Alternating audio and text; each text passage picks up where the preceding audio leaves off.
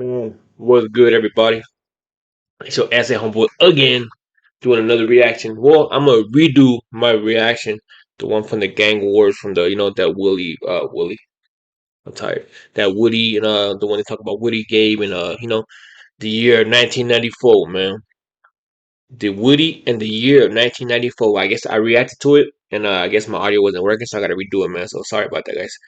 Before we get started, I'm gonna hit y'all my intro. Post up, chill, grab your blunts, your beer, whatever you're gonna smoke and drink. Grab that shit ready. And yeah, I know what you do, man. Subscribe to the channel. Don't go nowhere. Post up. Chill.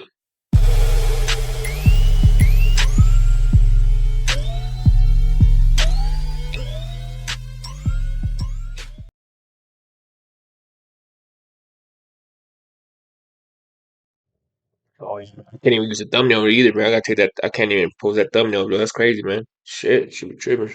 All right, folks. This is the Dirty Waters, the Deadly Secret of 1994. The story of Gabe, how Gabe got locked up, what he got locked up for, the injustice that's going on. What I mean, the Woody situation. I mean, before he started rapping, he was gangbanging. What made all the things that was surrounding the death that guy Gabe locked up, and what's going on now with his music and random people talking about it, and got different things going. So let's get into his reaction again.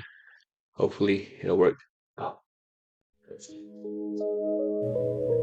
If you were to listen to the lyrics of a rapper named Woody from Northern California, you might notice frequent references to the year Can you put 1994. my headphones down real quick, man? 94, we kept the pistol chamber smoking. 90, we tried to tell you motherfuckers back in 94. We keep our pistol cocked. He talked about 94 a lot. Yeah, he talked about 1994 a lot, man. That's crazy. That's the time everything changed. That's the time everything changed for my boy, man. Straight up. Let's go. References to the year 1994. 94, we kept the pistol chamber smoking. 90, we tried to tell you motherfuckers back in 94. We keep our pistol cocked up and they up ready for war. What exactly happened in 1994? Almost 30 years later, a shroud of mystery surrounds this year, so we decided to look into it. We hope that this video will, finally, provide some answers. Here's everything we uncovered. So we might as well start at the present, and that's easy, because for Gabriel Snoop Roberson. Yo, man, shout out to Big Tone, Rivertown. Remember that because he did that video with him and Woody last week, man. So no Rivertown. Yeah. Yo, free my boy Gabe, man. Innocent man in there. The present has more or less stayed the same for the last 28 years. Since March 19th, 1995, when he was just 17 years old, Gabe Roberson has spent every single day of his life inside the cell of a California jail or prison. Gabe was convicted of a murder that happened decades ago, during a time in California where gang violence was responsible for thousands of murders every year, and seized the attention of not just state leaders, but the national media and the White House. By contrast, nowadays, virtually all of the deadly violence of the 1990s is long forgotten, and many of the people who went to prison for murder or manslaughter around that time have been released from prison too. Neither of those are true in Gabe's case. He's stuck in a cell with no chance at parole for years, and in all likelihood will remain behind bars for decades to come. But at the same time, Gabe's case is... So anyone females preferred that wants to get to know a true soldier, write Snoop at Mr. Gabriel Roberson. Inmate number J71634 CSP, Sacramento, California. This is far from forgotten. And if you go to Antioch, California, and talk... Hey, who is this dude right here, man? Real shit, who is this? I mean, I seen a video too of him talking. He said he was close friends with Woody and all of them, man, growing up with him. So yeah, shout out to him though. I don't know him, but just in case, I ain't trying to disrespect nobody. To folks, you'll find that many strongly believe Gabe has lost his entire adulthood over a crime. Yo, you already know, man. We gotta read these bad boys right here, man. We gotta read everything. You got a raw deal. Didn't even do it. And the cops put an innocent man in jail for life. You really got it wrong. Maybe eyewitness was a little too drunk because he sure picked the wrong guy. Blood was too something eyewitnesses. Maybe investigators should have looked more into who shot Raymond instead of railroading Gabe. He never committed. In this video, we'll attempt to explain the history behind his case, the gang beefs behind the deadly shooting that ruined a girl's coming-of-age party, and how the voice of just one man was able to keep the case of Gabriel Snoop Roberson from being forgotten. Let's go back to the early 1990s in East Contra Costa County, a place we've covered before in another video.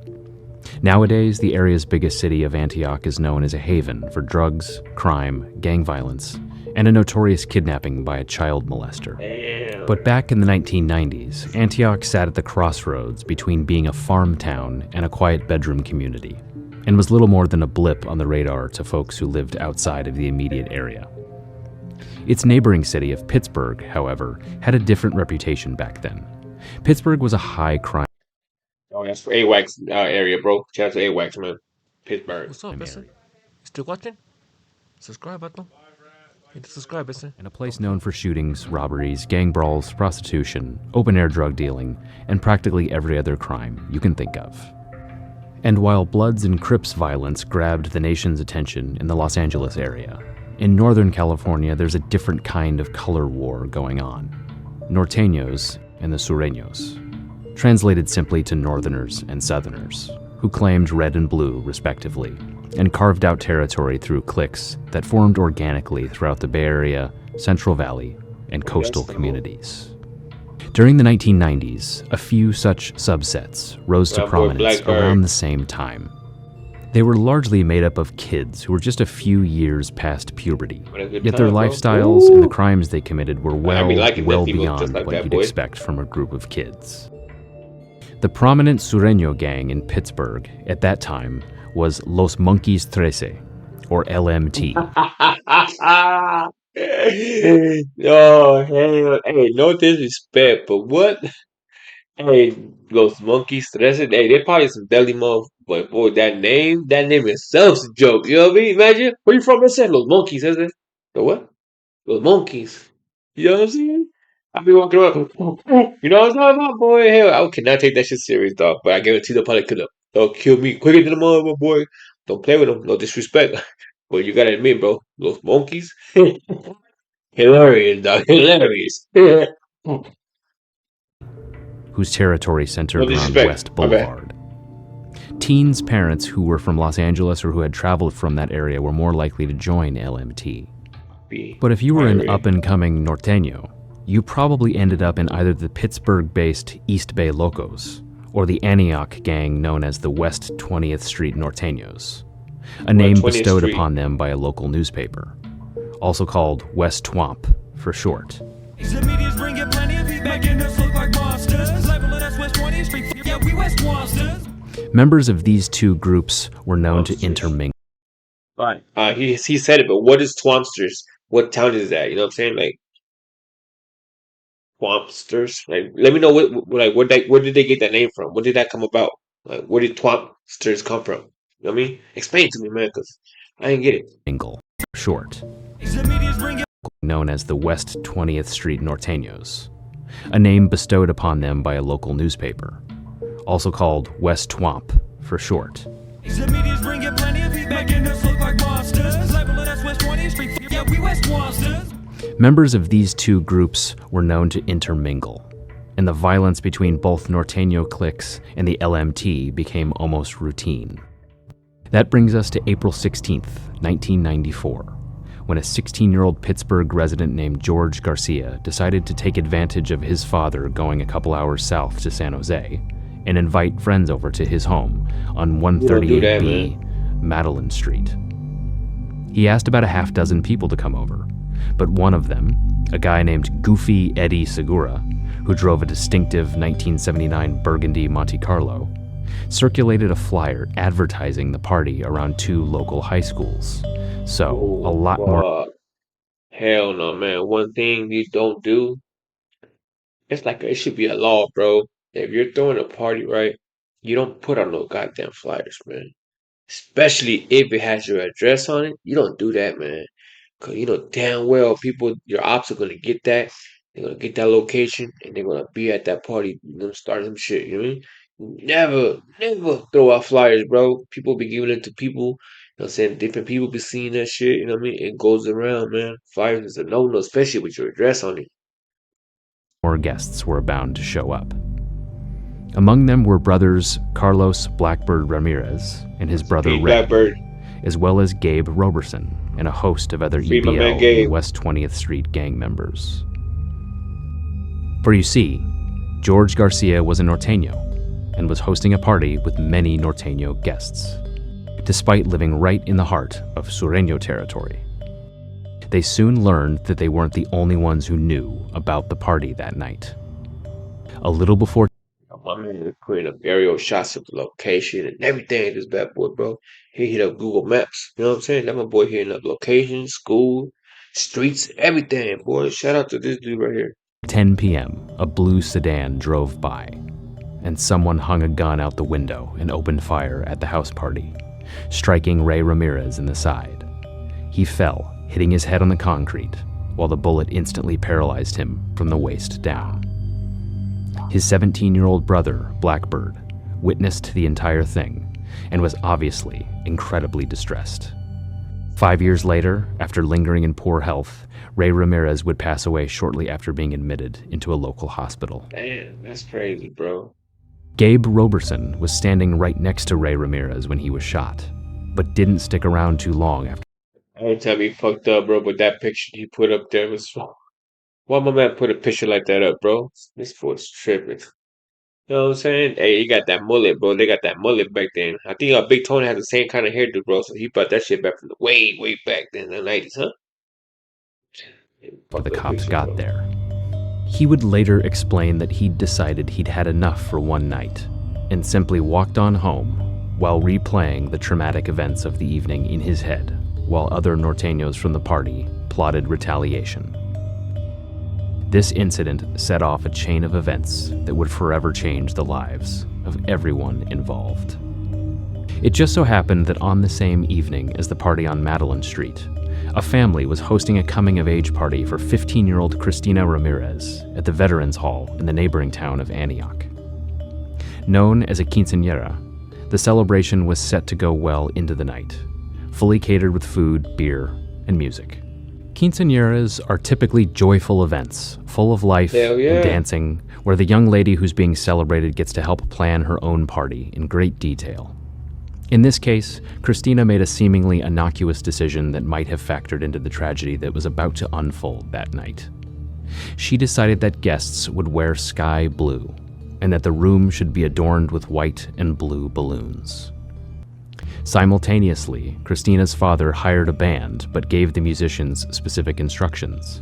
They were absolutely not allowed to invite anyone else to the party, despite that being a somewhat common practice for hired bands. Unfortunately, the band ignored this request from the Ramirez family, and at least one member invited some buddies to enjoy the fun, including an LMT Sureño named Cristobal Lozano.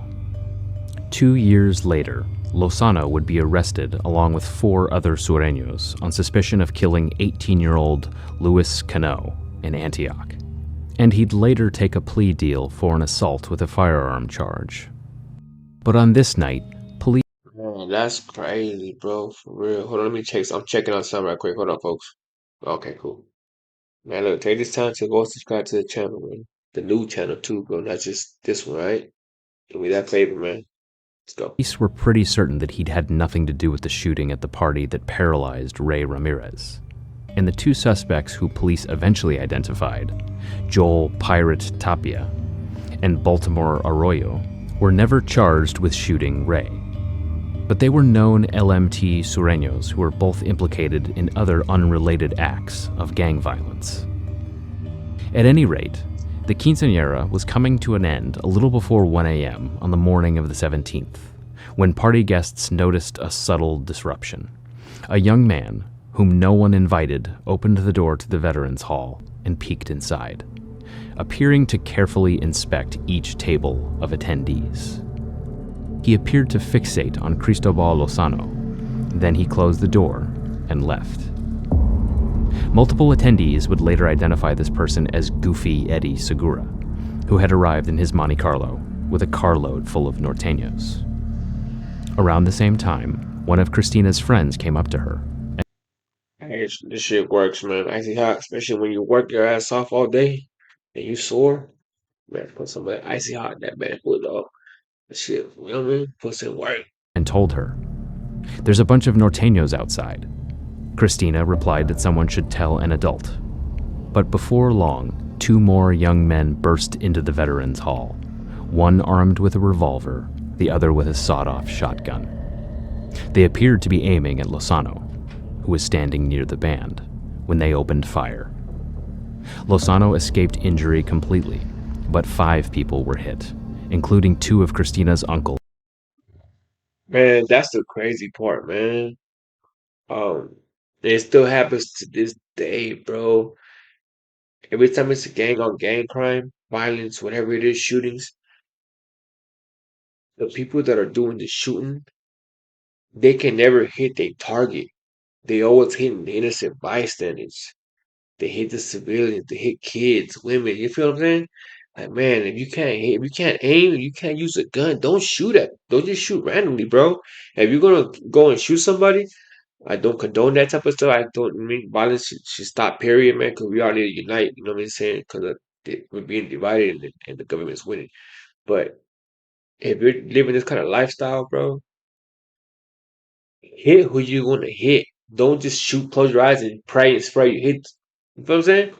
Innocent people get killed, bro. Stupidity, man. Straight up stupidity, bro. For real. It's sad, man. And 3 other party guests. Alfredo Gutierrez, an uninvited guest whose brother was in the band, was one of the men to be hit by a bullet. He would later recount, quote, "I just couldn't breathe when I got hit. It felt like someone hit me with a bat on my ribs." A couple feet away from Alfredo, 26-year-old Jorge Franco fell to the ground and keeled over, quickly bleeding to death from a gunshot wound that struck him directly in the heart. In the span of a few moments, this coming-of-age party had been turned into a gangland bloodbath, and almost That's gonna be one of the worst nights. That quinceanera, man, they ruined it for that young lady, dog, and her family, bro. They ruined somebody's, you know what I mean? Somebody else, a young lady's dreams, you know what I mean? Because you know, it's Mexicans, you know what I mean? The daughters, the sisters, they always look for their quinceañeras. That's like something they always dream of. And when it comes to fruition, bro, it's another thing. But in this case, this shit was a nightmare. none of the party guests saw the shooters as anything more than a couple of shadowy figures who left as quickly as they'd arrived. Despite the plethora of witnesses, the possible connection between the earlier shooting in Pittsburgh and the fact that Goofy Eddie had been positively identified just moments before the actual shooting, no arrests were made in the case for years, and youth violence in East Contra Costa County continued. 2 months after Franco was killed, an underage East Bay Locos member named Gabriel Olage was arrested for stabbing a 17-year-old Hayward boy at the Sun Valley Mall in Concord, California, after they both yelled out their names of their respective rival gangs. Olage was sentenced to a stint in the notorious California Youth Authority and released shortly before his 21st birthday. But just 2 months after his release, Olage was shot in the neck and killed in Pittsburgh. The suspected shooter, 18-year-old Alfonso Calderon. And y'all know we gotta read these, motherfucker. We have to read these, motherfucker. This is important details right here. We can't just, you know what I mean, glance in and keep. No, we need to read these, motherfucker. You know what I'm saying? According to witnesses, Alagi mistook Calderon for the person he was after and confronted him. Olagi pulled out his witness described as a shiny object, possibly a knife, said Pittsburgh Sergeant Williams Zabasnik. He took a swipe at Calderon, who was sitting in front of the passenger seat. Several of Olagi's friends screamed at him that it was the wrong person, but by then, Calderon had shot Olagi once in the neck, police said. Was identified as a fellow Self-defense. Norteño who Olage allegedly mistook for a rival and confronted with a knife. The shooting was ruled self-defense. In August 1994, George Garcia would become implicated in a homicide in Antioch, alongside another teen named Victor Ayala. According to police, media reports, and Garcia's own statement, Ayala fatally shot 18-year-old Philip Adrian Nolan while Garcia fired off a sawed-off shotgun. Ayala was charged with murder, while Garcia was hit with attempted murder charges. But their cases were handled in juvenile court, where penalties are much lower and the proceedings stay out of the public's eye. In a little bit, you know, you gonna be out in 2002, man. All the homies waiting for you, bro. Hopefully it's better when you get out than when you went in. It's Coco. Nolan's death was preceded by the killing of a 14-year-old Richard Orellana in nearby Concord just 2 weeks earlier, which was also chalked up to the Norteño-Sureño conflict.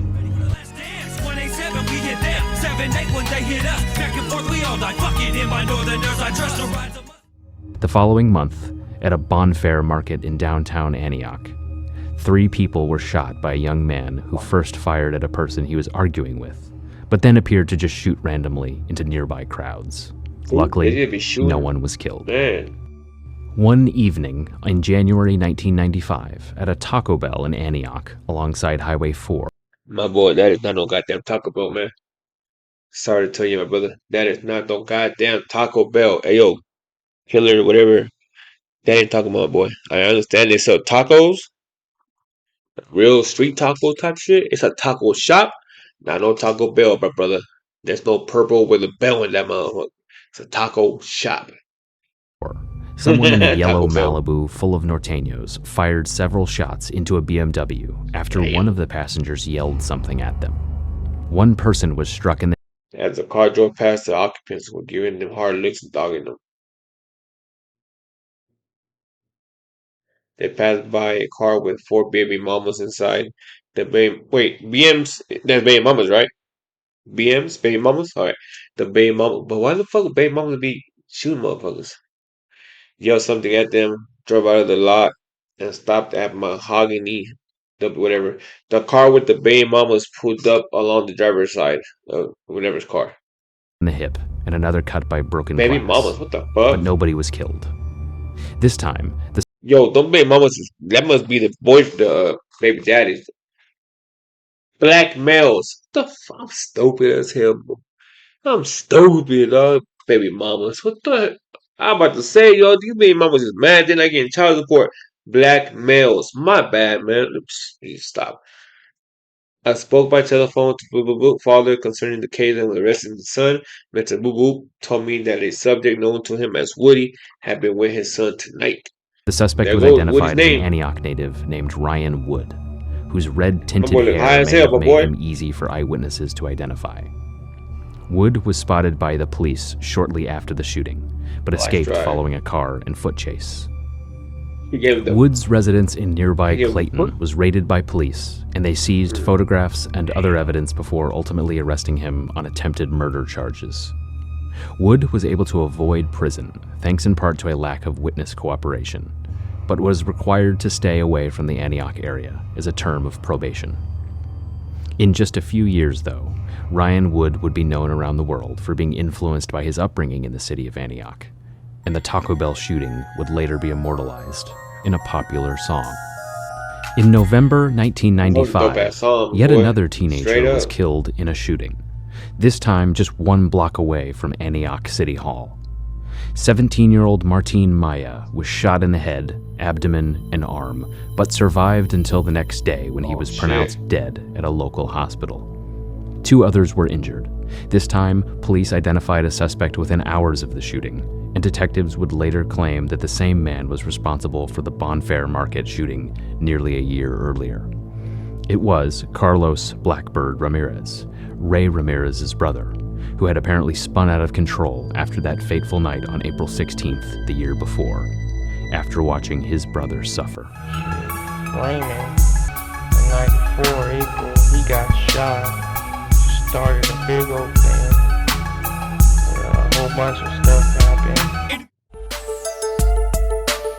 Brother got shot and I just went crazy, didn't give a fuck, no. That was the beginning of his downfall, Blackbird's probation officer would later tell a local newspaper. Before that, he wasn't a serious criminal, just a gangbanger having fun. A judge issued a warrant for Blackbird's arrest. The only problem was, around this time, Blackbird seemingly vanished. Not Antioch police or other local agencies, nor even the U.S. Marshals could find him, and they theorized that he had fled to Mexico. Blackbird is gone, but the funk don't stop. My homie Blackbird. You know, the whole town knows your story, but they don't know the real stories. Just that West Quanster shit up in the papers. You know, wherever you at, bro. All the homies love you. I love you, bro. You know? While the search for Blackbird continued, police were trying like crazy to gather enough evidence to justify charging him with the murder of Jorge Franco at the Veterans Hall. But so far, they were striking out. They were certain that Blackbird was the man wielding a sawed-off shotgun, but as the manhunt showed no signs of ending, Detective Leonard Orman of the Antioch Police Department concentrated his efforts on identifying the second gunman. And by February 1996, Orman was pretty sure that it was Gabe Snoop Roberson who had fired the revolver at other party guests. Orman traveled down to meet Snoop at Susanville Prison, where he had been serving a sentence for home burglary and robbery charges. Snoop had been behind bars since the year before, when he was still just 17, but now, as a very young adult, had been transferred to the California prison system. Their conversation went like this. Orman spoke with Snoop. My boy said their conversation went like this. Like he was in that motherfucking room with him. This is exactly what he said, bro. This is the accent and everything. Casually about Ray Ramirez being paralyzed. But then his tone changed. He started grilling Gabe about the quinceanera, telling him he'd never see his 2-year-old son outside of prison ever again, and that if he admitted guilt, he'd be dealt with more leniently. Gabe offered denial after denial, then completely broke down, effectively ending the conversation. Orman returned back to Antioch without a confession, but 9 months later, the Contra Costa District Attorney decided he didn't need one. Gabe was charged with 1 count of murder for Jorge Franco and 4 counts of attempted murder. And that just shows the cops don't do their job right. They just want to close the case. They blame whoever they want, man. And if you're in the system, if you're known, they don't give a damn. They're gonna get you, bro. Cops are one of the most corrupted organizations we have, bro. The government is one of them. The cops is second. The judicial system is third. Judges and all that shit. Lawyers, you know, they're all crooked. They all work with each other. They work for each other. You know what I'm saying? One can't function without the other, man. They're all into this shit, man. That's why these cops they're pathetic, man. I'm not saying all of them either, but you got these crooked ass cops, bro. Sad, man. Sad. For the They don't party want to work, guests so I'm gonna just who lock were them in up. the line of Party fire. today. There was a shooting. I was never questioned. Almost 2 years went by. I was in prison for something else. It's the only time I'd ever been locked up in my life. And they came and questioned me. I just told them I didn't know. I knew I didn't do it, but I didn't know who did it. They told me if I didn't want to cooperate, had me placed in the hole, so I got placed in the hole. The whole administrative segregation is what they call it. They lock you in a cell, you stay in the cell by yourself all day. Basically, it's isolate you. My parole date, the detective came back and told me I was being charged. The case was strung together thusly. One party guest had identified Gabe from a photo lineup and repeated the ID during the preliminary hearing, while a second man had told police he saw Gabe outside the Veterans Hall with a gun near Goofy Eddie's Monte Carlo, then later claimed he wasn't so sure. It was that and a whole pile of gang evidence, detailing not just Gabe's ties to the West 20th Street Norteños, but other crimes committed by other gang members, including some like George Garcia, who turned away from the gang after the Philip Nolan homicide and was now a government cooperator. Ironically, prosecutors theorized that Franco's killers had gotten the guns from Garcia's co-defendant, Victor Ayala, who loaned them to other Norteños while he was in jail for killing Philip Nolan. One thing jurors were not allowed to see was the conversation between Detective Orman and Gabe, as Judge Wayne Westover explained the offers of leniency in an attempt to elicit a confession had gone too far. Quote, "I think the officer just went one step beyond with what he's done here. I've heard his interviews before and upheld them, but I think this one is different." Gabe was brought back to the Contra Costa County Jail, and his trial started in early 1997. As expected, prosecutor McGregor Scott brought forth both gang members and several party guests as witnesses. One, a former norteño named Miguel Fregoso, who'd claimed that he'd seen Gabe outside the Veterans Hall, now waffled. Quote, "I don't remember. I don't know. It kind of looked like him, but I'm not sure." Only one person positively identified Gabe as the shooter in court. He was Alfredo Ramirez, a 46-year-old Salinas resident who had been shot in the chest and was both Christina and Jorge's uncle. What's up? Hey, what's up, man? Hey, you watching this shit? Come on, man. Show me some love. Subscribe to the channel, man. For real. Show me some love. Ramirez did not waver in his identification, other than insisting that Ramirez did not waver. Yo, why my dude right here look like a millionaire, bro? My boy right here, JD30103116-J06101. My boy look like a millionaire, my boy. Straight up. Motherfucker here look like that one dude that have no jaw. I be fucking some other shit, boy. In his identification, other than insisting that he did not feel the effects of the beer he drank that night because he was dancing.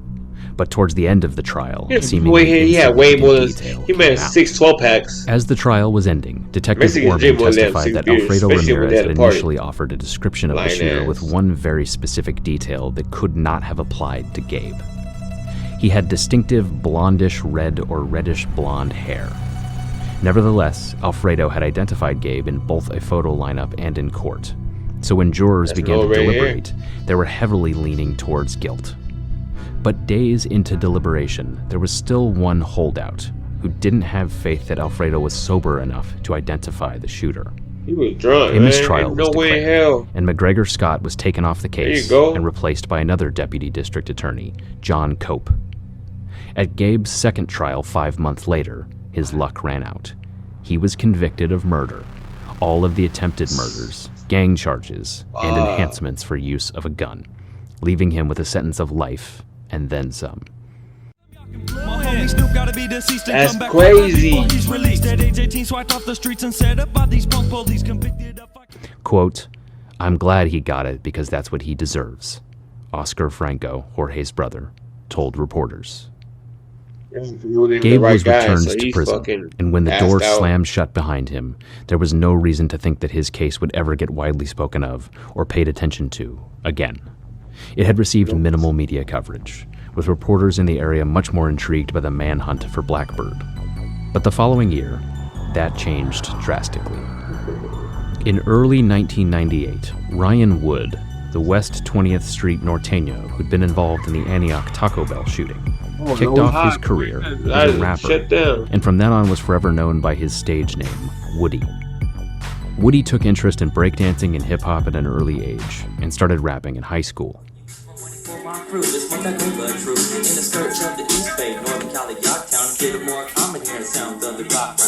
That mullet, good. That mullet here is... That's a tripping.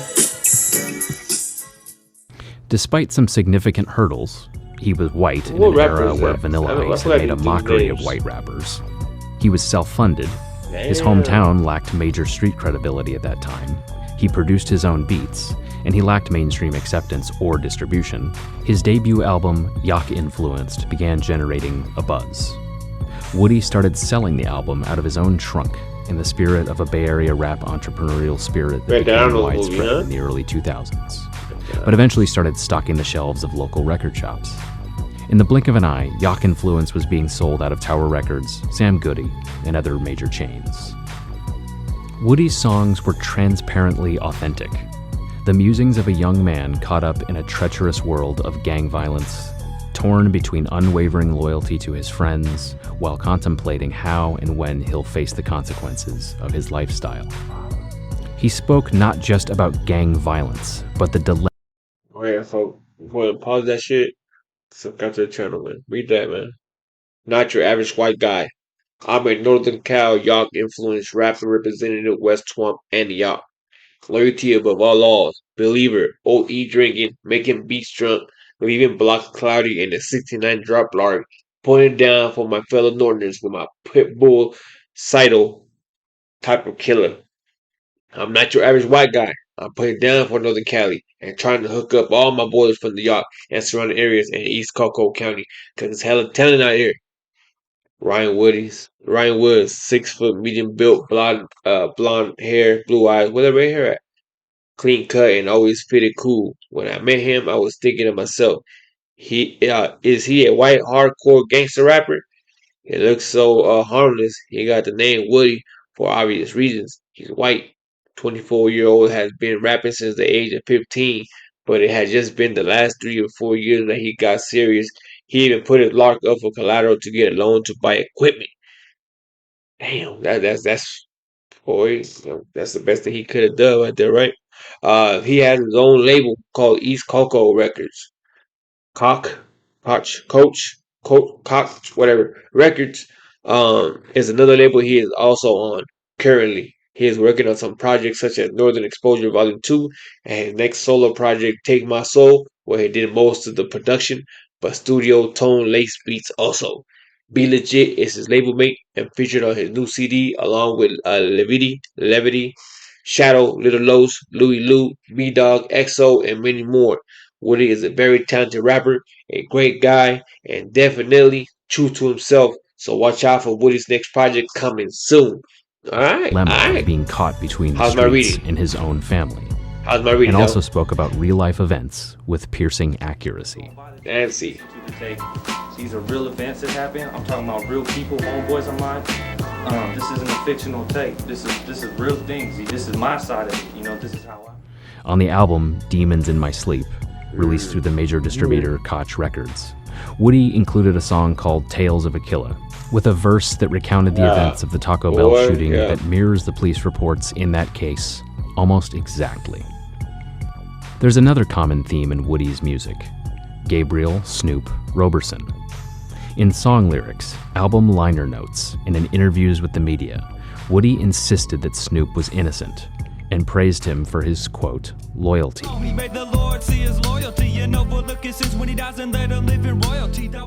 Woody also had a message for Snoop.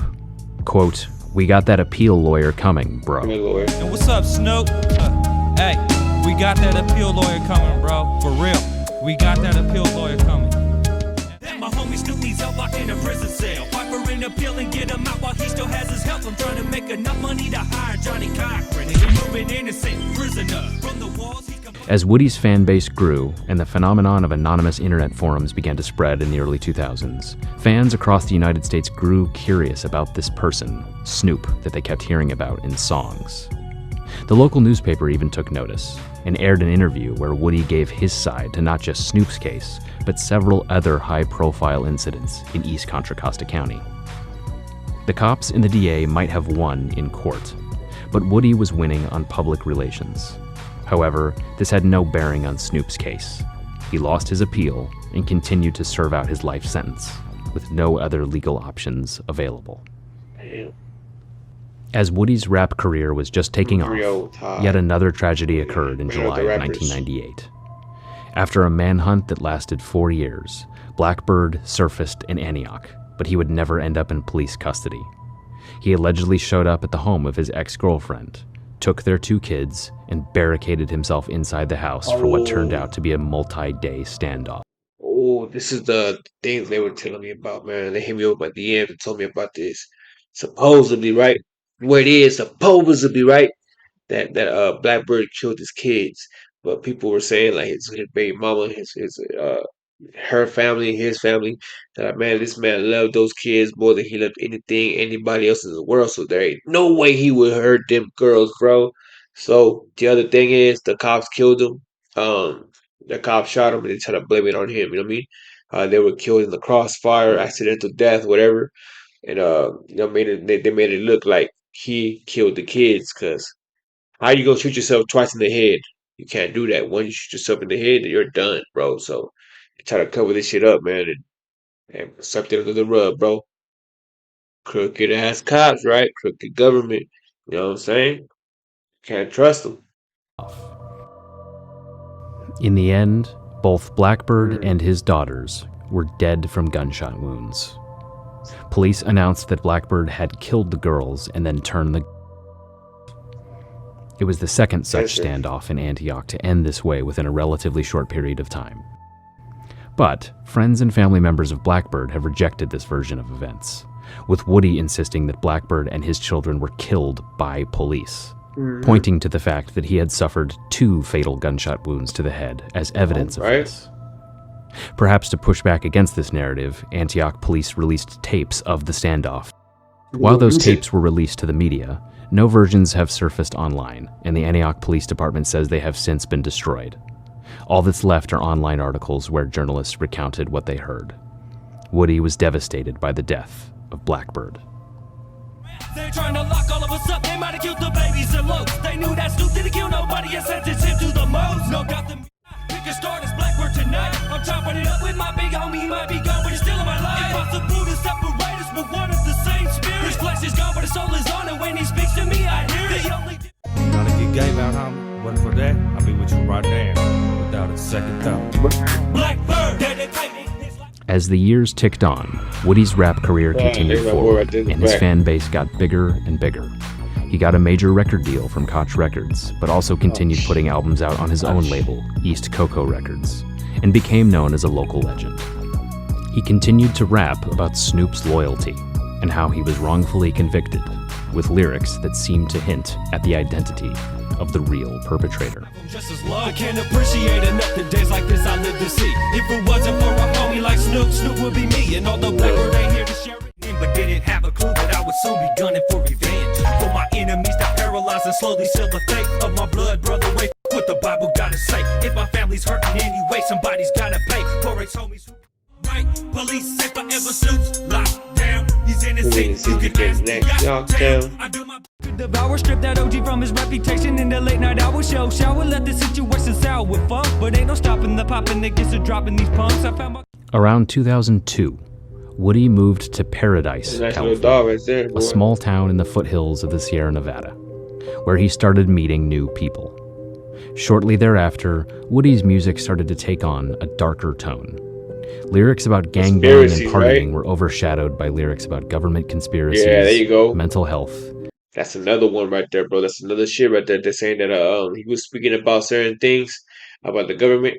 I mean, he was saying some stuff that he shouldn't be saying, and that they could have killed him because of that, man. You know what I'm saying? So it's a lot of things surrounding my boy's death, man. That nobody's really um accepting the thing that the cops gave. Cause man, cops are doing the most. They're doing dirty work, bro.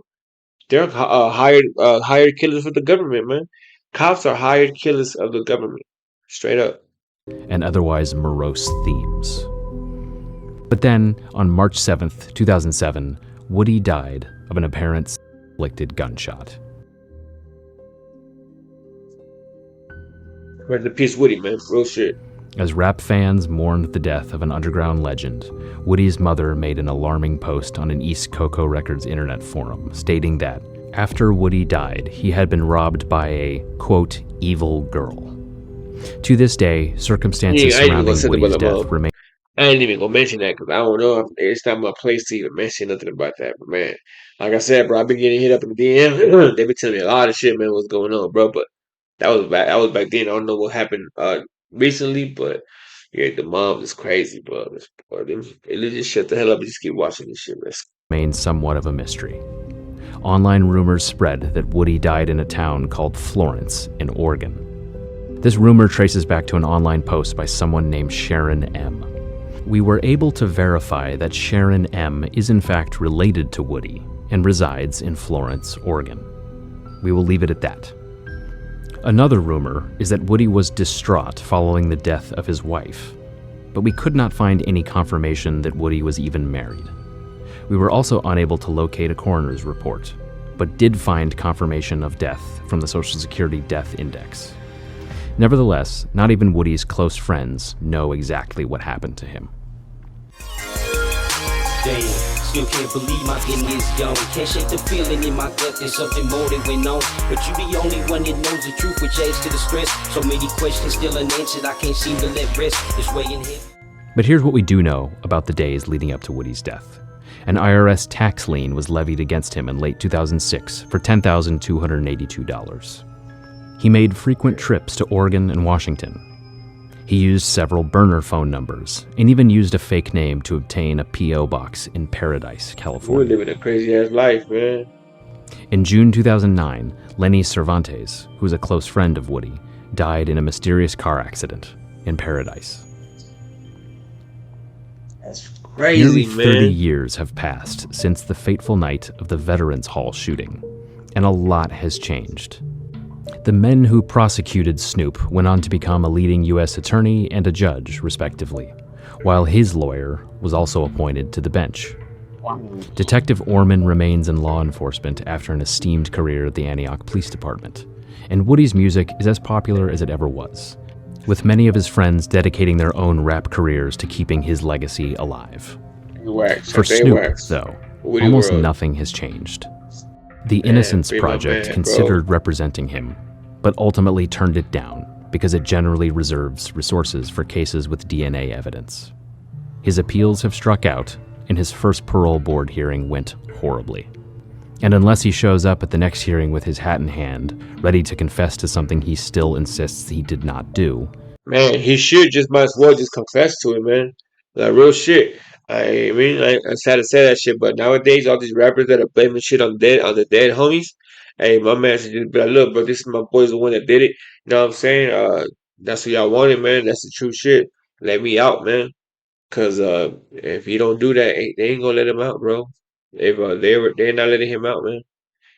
Cause the other option was supposedly Woody left a little tape saying that he did the crime and this one man's free, but that tape went missing because the moms didn't want her son's image to be tarnished, so she got rid of that shit. So supposedly that's missing. But man, hey, AWAC said it in his one song, bro. He said it in the song, bro. I forgot the name of the song, but he said it, man. Hey, that was a record. Him admitting to all of this, but mom was like, "Nah, I'm not putting that out," and destroyed it, man. So you know what I'm saying? My boy could have been free, but you know what I mean? Woody's mom, bro. Woody's mom. it's unlikely Selfish. to go any better. Barring a long-shot pardon from the governor, the only hope for Gabe Roberson would involve a review by the Contra Costa District Attorney's Conviction Integrity Unit, which, ironically, is reviewing thousands of convictions due to a massive scandal involving alleged corruption, criminal activity, and racism within the Antioch Police Department. But while none of the involved officers were around when Snoop, Woody, and Blackbird were roaming the streets of Antioch, many in the local community see it as vindication to their claims of rampant, ongoing corruption within the police department. There has been but one major recent You even got a dog. They got a picture of a dog, man. ongoing That dog was corruption within the corrupted. police department. Look, they got a picture of a corrupted dog, bro. My boy Doug, this dog was fucking barking at false cars with drugs and shit. But if you guys were looking at these crooked cops, you see that like a high percentage, like a 95% of them was a lighter shade of white. You feel what I'm saying? It was it was a you know what I'm saying? If you guys look at this shit, there was a certain amount that was my color, but the majority of these motherfuckers, they was all lighter shade of white. You feel what I'm saying? The crooked, the corrupted ones. Yeah, I'm telling y'all, they are so fucking we're the animals. But you know what I mean? Yeah. There has been but one major recent development to all of this. But once again, it came from the rap world, not the court system. In mid-2022, a Pittsburgh rapper named AWAX, who was the longtime friend of AWAX. Woody, put out a song called East Coco, a clear tribute to Woody's record label of the same name. In it, AWAX claimed first-hand knowledge of a confession tape that Woody allegedly recorded shortly before his death, where, quote, everything that Snoop is in jail for, he, as in Woody, admitted to. That tape, if it ever surfaces, could be a get-out-of-prison card for Gabe, combined with a witness statement that indicated that a man with distinctive blonde reddish hair was holding the revolver. But, like so many subjects of intrigue in this tragic tale, the evidence of its existence Nice is ass limited tape, to the man. lyrics of a classic Bay Area hip-hop record. So far. Yeah, and I love all my family, all my homies. You know, I never turn my back on any of y'all. How could I? Look what Snoop did. Loyalty above all laws. Liberty above all laws. That's it. Hey man, I'm telling you that this was a good video, man. I'm still hoping that that documentary that they said was going to be made about Woody comes out soon, man. 'Cause I'm waiting on it. Everybody's saying that they were this in the works, that certain people have it because they got to put through their part. But hopefully, man, that it does come out, man, because we waiting on that shit, boy. But it's crazy, man. 1994 is the year that everything started going bad and for Woody, bro. That's when all this shit started happening with Gabe and Blackbird and all that, bro. So man, that was a crazy life they were living back then. Cops is crooked, judges is crooked, um, prosecutors, everybody was in it, man. They was, they wanted my boy conspiracy. He was speaking about certain things. I'm telling y'all, man, this government is so crooked. They don't play, but they'll kill you. They had a chance, man. Let me know what you guys think. I can't use a thumbnail, so I'm gonna just, I don't know, make a, I might not even put a thumbnail, bro, but yeah, man. Hope you guys enjoyed this reaction. Man, rest in peace, Woody. Rest in peace, Blackbird, Free Gay, man. Shout out to AWAX, Big Tone, because the Big Tone, he always keeps Woody's names alive, man. Him and AWAX, and a couple of more rappers, bro. Rivertown, that shit was dope ass song with Big Tone and Woody, man. So go ahead and check that shit out. Subscribe to the channel. I'm gonna post this one on this channel, and of course, like I keep telling you guys, my other channel, I'm trying to grow that one. I don't know when, but I'm gonna stop posting on this one on this channel and just move on to the other one, man. Because this one is not working out. It's not getting monetized or whatever, bro. So I might just move on to the other one. So I'm just trying to let you guys know ahead of time. So if you guys do rock with me, you guys do like my reactions, you know what I mean, and you guys are subscribed and do follow me, go ahead and switch on over, man. Same content, same everything, bro. You feel what I'm saying? But yeah, man, let me know what you guys think in the comment section. If you guys know anything about this situation personally, not you he said she said like I'm saying, because I was told a lot. Hit me up, man. Put in the comment section. Just boom. Let's have that topic, man. You know what I mean? Did the mom destroy those tapes that Woody had admitted doing what he did? Uh, should uh should Gabe just go ahead and tell the cops, hey, look, man, this who did it? Boom, boom, boom. He's resting in peace. Can I get out now?